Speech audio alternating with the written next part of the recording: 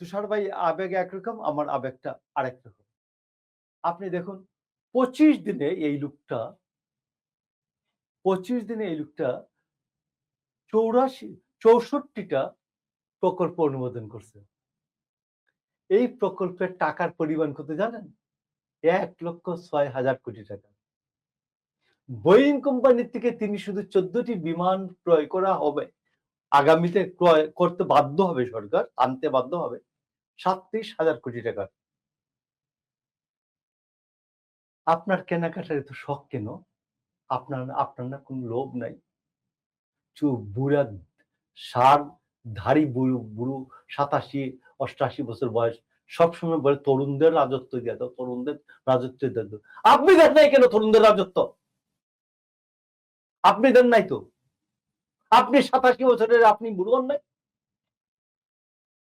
তো আপনি আপনি ১,৬০,০০০ কোটি টাকার প্রকল্প অনুমোদন করলেন ৭ দিনে।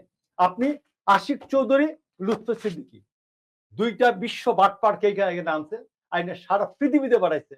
বাংলাদেশের বন্দর আছে, কে কিনবা? সোনাদিয়া বন্দর আছে, কে কিনবারে? তারপর যা আছে ফেরি করার জন্য পাঠাইছে। খলিলুর রহমানকে পাঠাইছে সারা পৃথিবীতে, এমনকি ইন্ডিয়া পাঠাইছে, দিল্লিতে।